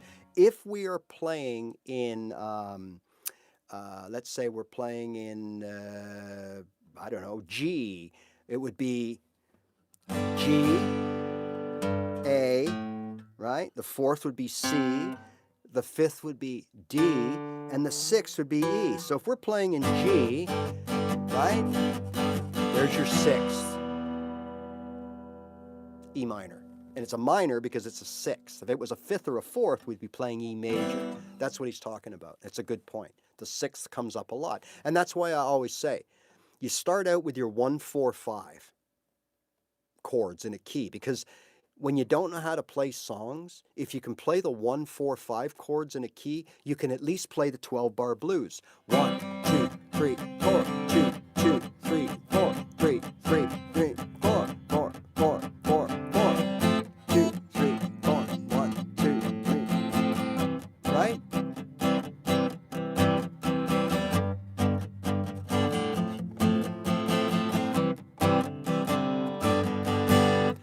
Why is that important? Because when you don't know how to play songs and you want to jam with other people,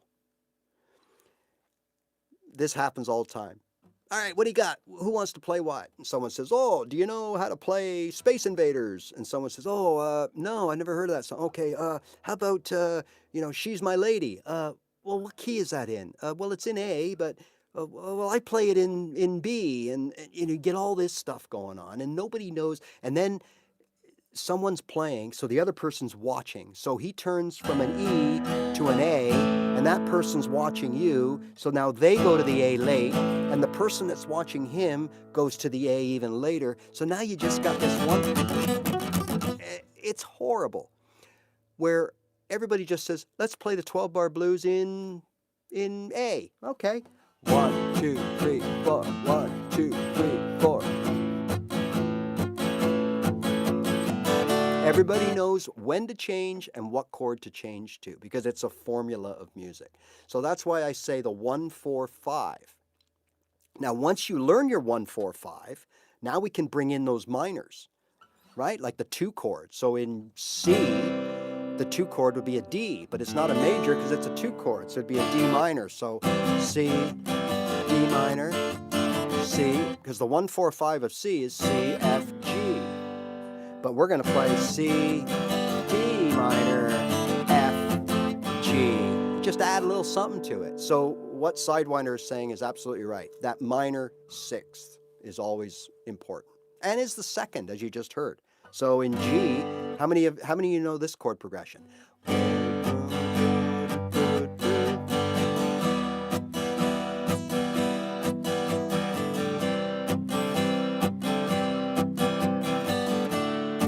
So that's 1, right? That's the 1 chord. And what are we going here? Well, G, A, B, C, D, E. 1, 6, right? Very, very popular.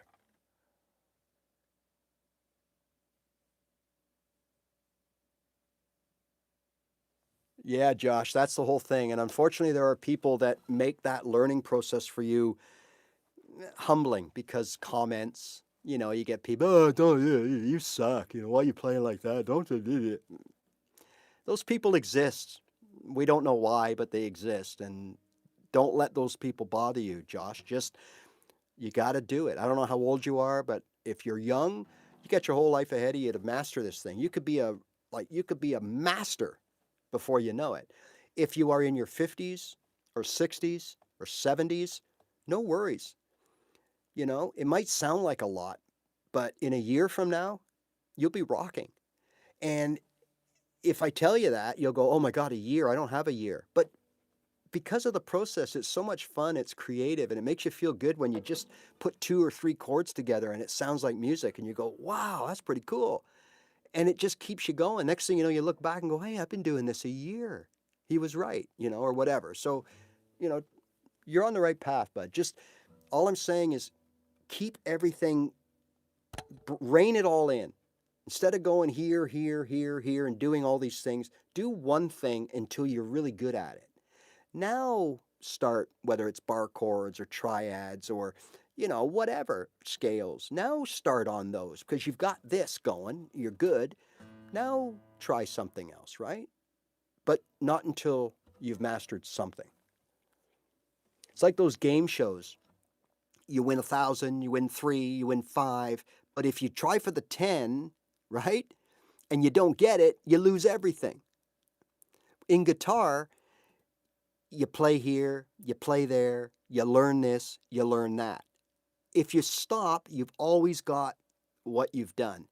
If you try to go higher and you don't really like it or you're not getting it, that's okay. You got the other things to fall back on. So.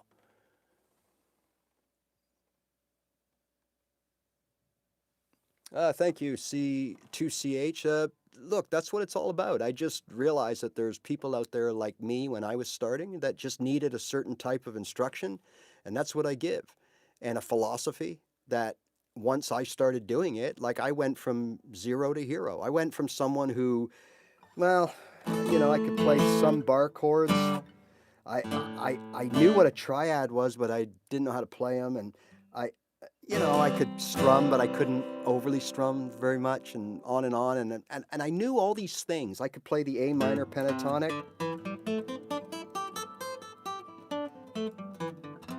That's all I could play. Didn't know the notes, didn't know other positions, nothing.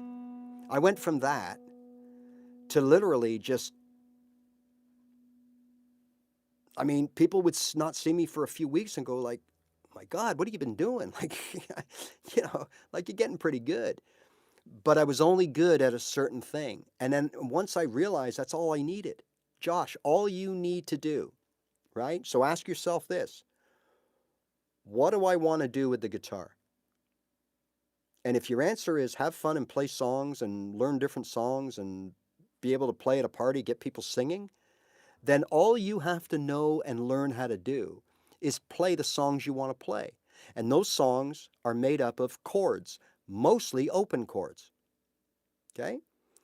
So you can play pretty much 95% of all songs in any genre just by learning all your open chords. And there's only, well, I say 9 because I play my F this way as a triad. I call that an open chord.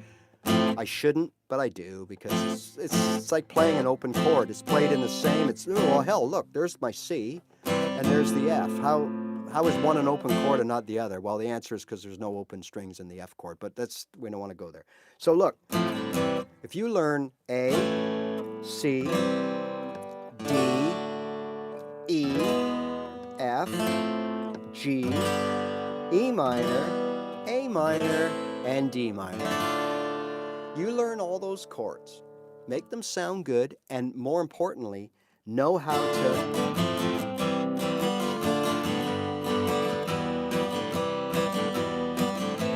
strum between all of those chords in any way, seamlessly. You can play any song. Any song.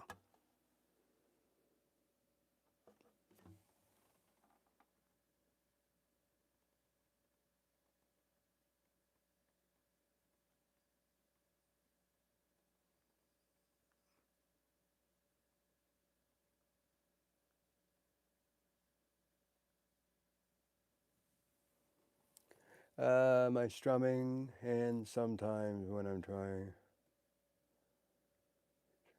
Yeah. Josh, I'm not sure how long you've been playing. I think you might have mentioned all perfectly normal, bud. Everything that you're doing right now is completely normal.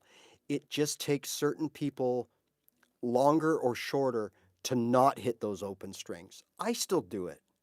I still make mistakes. Absolutely. When I'm in the heat of things, right? And I'm only supposed to strum the 4 or 3 or 4 strings to that F chord. Oh yeah. Do I hit that A?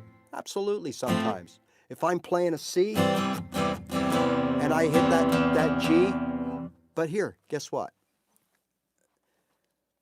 I don't want to go off track here, but look, check this out. You're playing a C chord and they tell you to hit the 5 strings, right?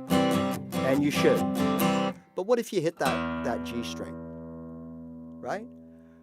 What if you do that? Okay, well, let's take a look at it.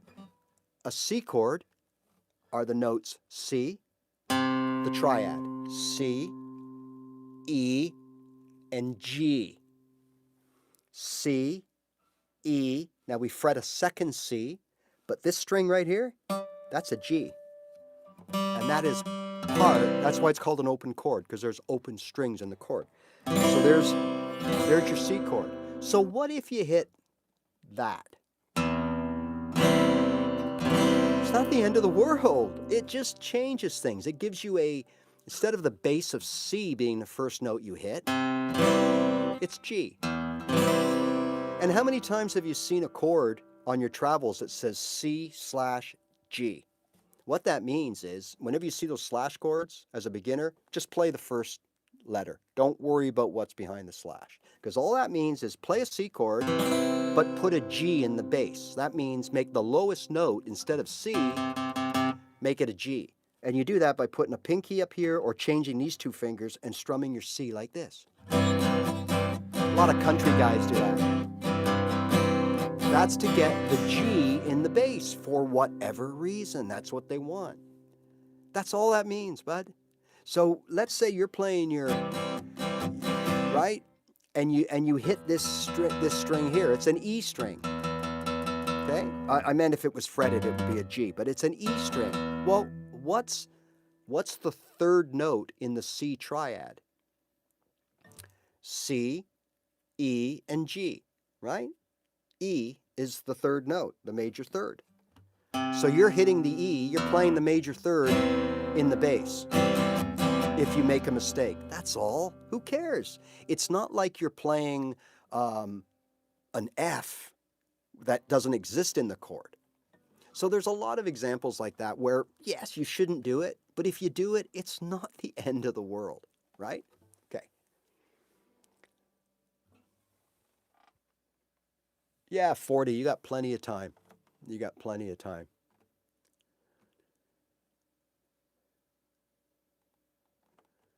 Yeah, hold on a sec. I just got to open a door here. I'll be right back, guys. I just got to open a door, and we'll wrap this up.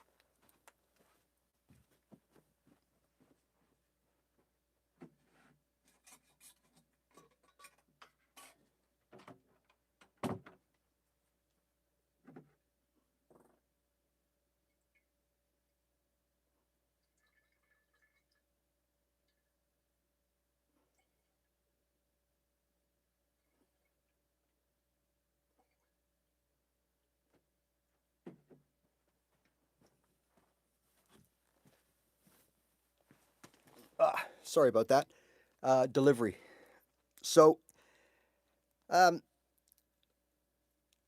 in wrapping up here,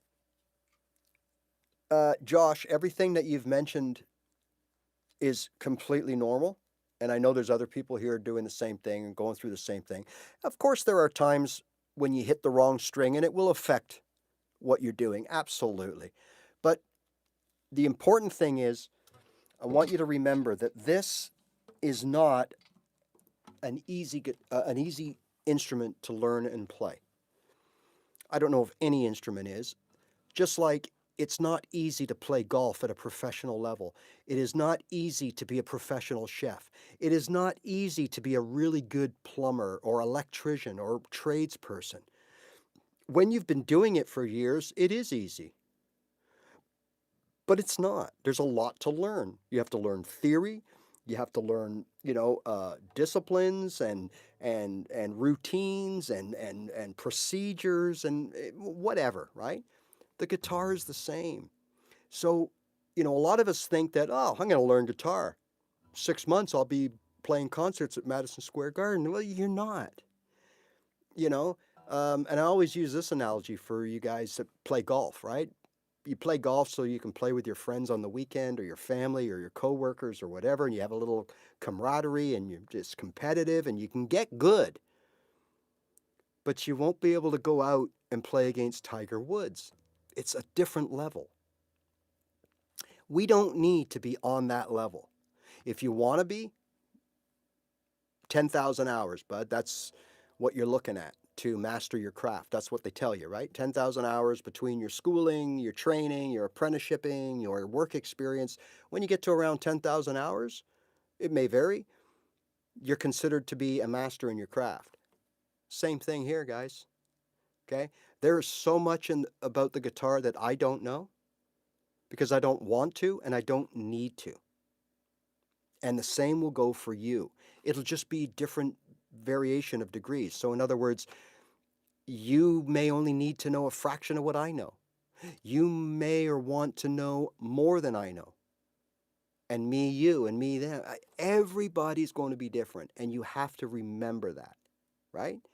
And while there are certain proven ways to learn and play chords and do certain things on the guitar, at the end of the day, you do what works for you. Or else we would not have a Jimmy Page or a Jimi Hendrix or a Bob Dylan or any of these obscure artists that did things a little differently.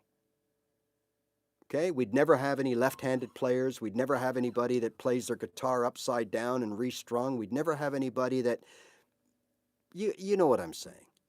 Okay, so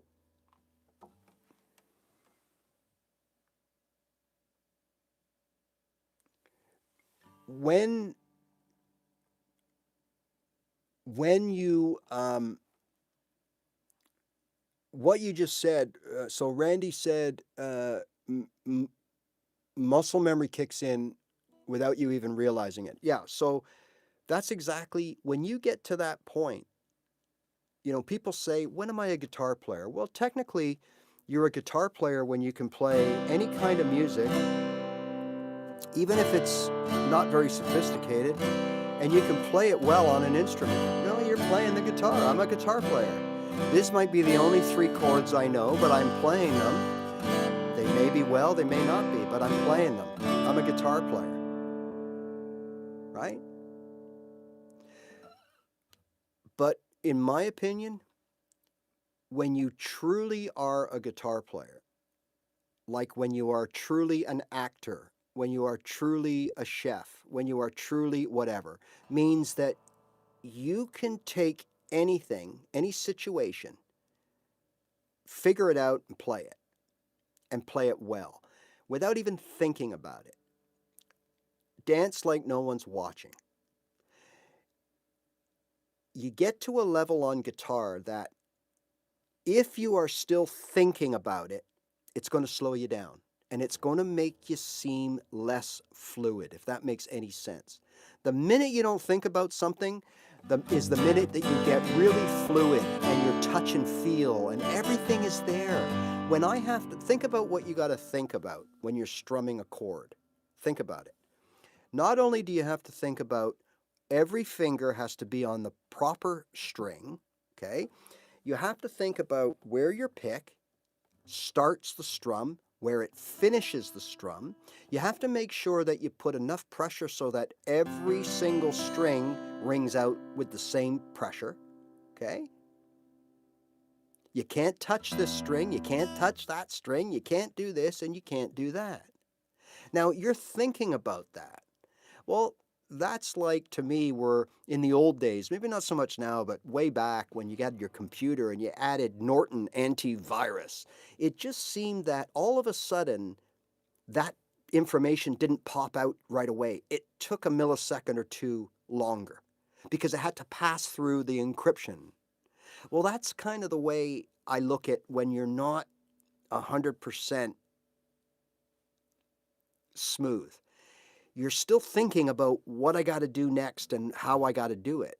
Not only are we thinking about, what we have to strum, it's do we strum the bottom? Do we put more emphasis on the high end of the chord or the low end of the chord? There's so many things that have to go through your mind to play what some would call maybe a perfect chord, right? When we have to think about any of those things, it slows us down. When we don't think about it, boom.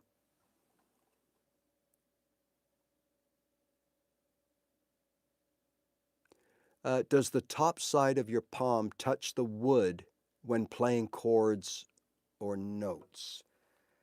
Are you talking about left or right hand? Does the top side of your palm, are you talking about this hand? If you are, yes. Some people, I guess, can play it. I find that awkward. Some people will just rest their thumb. So again, this is a technique when you're switching from playing open chords, which I tend to have it resting in my palm, if that's what you mean, okay? But when I shift to a bar chord, my palm is clear, and my thumb, you see my thumb in the back here, is what's touching. My palm is not touching. When I play an open chord, yes, I tend to rest the whole shaft, the whole fretboard here in my palm, or at least lightly against it.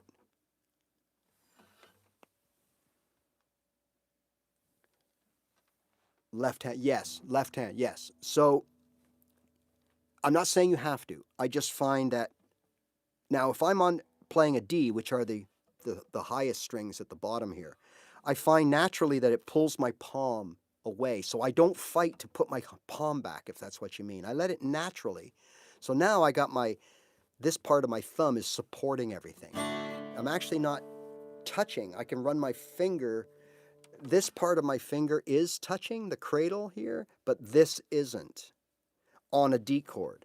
Now, if I play an E chord, what happens naturally is your palm is pulled away. So now my palm in the back, I'm only on my thumb playing the E. Okay? Now, as I go to a C, so in other words, it seems that if I'm stretching out this way with these two fingers to play a chord, maybe I'm more prone. And I don't know if that's a good question, because I don't know, I've never analyzed that to see if everybody does the same or it's an individual thing. But for sure, on most chords, I have the fretboard resting just slightly, softly on some part of my palm, okay? But again, bar chords, absolutely not, okay? Unless I'm playing my bar chord, which I don't want to get into right now, but if I'm replacing my bar finger, because the bar finger, for the most part, is only getting that note there, this note here. So you see people play like this. So now my palm is pressed up against the back of the guitar because I got to get my thumb over to fret that note. So instead of doing this, I'm doing this. Same chord. So then A bar chord. Okay? Instead of playing it that way. So in this way, I'm right up against it, but this way, my palm is way down here. Hope that helps.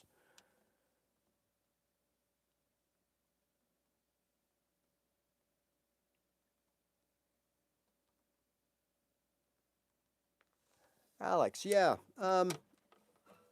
Good philosophy. Yeah. You can play. So here's my C chord. The way I casually, comfortably play it is in my palm. But you're right. I mean, I could back that off and replace it with a thumb. Right? And look, it's a comfort thing. I'm not comfortable as much that way, but I can play. I'm doing it now. I'm using my thumb. I just feel it would take me some time, but I don't think you can go wrong. I think you're on the right track. And if that feels comfortable for you now, it's only going to get more comfortable. And I think the most important thing to remember is let the guitar, don't fight to retain that position when you change from one chord to another or play one type of chord over another. Let the guitar move and your hand adapt naturally, okay? Or else you're going to end up using brain power to shift something that isn't related to your playing. It's just one more thing you got to think about, right?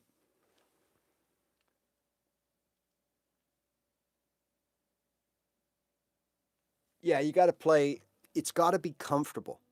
And again, that's why I tell people about the bar chords. For most of us, bar chords are not comfortable. They're not a comfortable chord to play, especially at the beginning. So that's why we're not good at them, and that's why they hurt us, and that's why, well, if we're not good at them, we don't sound good. And if we don't sound good, our brain goes like, you know what, you're kind of shit. Stop doing that. Find something else. So, that's something that, again, is all of this stuff is like when you go to another level, if you have to think about it and break it all down, it can be counterproductive. Just let things go. Trust your ear, and the end result is your ear. And if the end result sounds good and you're right in your palm of your hand, that's the way it works for you. No, none of these pros, none of them play the same. You get this guy plays like him and her and him, sure, but not everybody does the same thing. Everyone has their individual unique styles that works for them.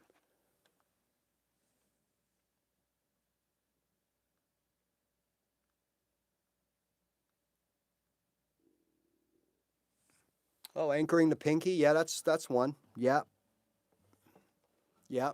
When you're fretting or strumming, I mean.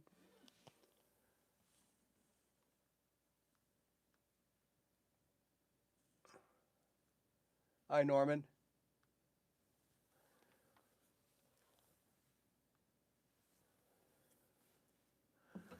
The top side of my palm, yes, we did that.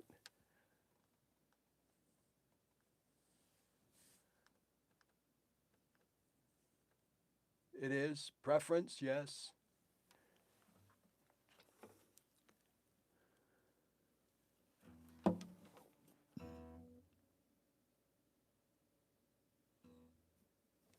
Yeah, that's all normal. There's my C chord with the thumb pretty much over the top. And even if my thumb is back, my palm is still right there. It just happened naturally. I never really stopped to think about it. All right. I think we've covered a lot for today. This video will stay up. Hopefully, there won't be any there shouldn't be any copyright strikes unless someone has copyrighted that chord progression I used but for the backing track. So anyways, guys, check out my channel. There's over 400 videos of all interesting stuff that hopefully you'll find explained the same way as I do here, and stuff that's helpful for beginners. And other than that, if you haven't already done so, please hit that subscribe button. It really helps on a small channel like myself. And we'll see you again real soon, okay? And if you hit that subscribe, you get notified when I come live, all right? See you later, and have fun, and remember, just play your guitar. That's how you get better. See you guys.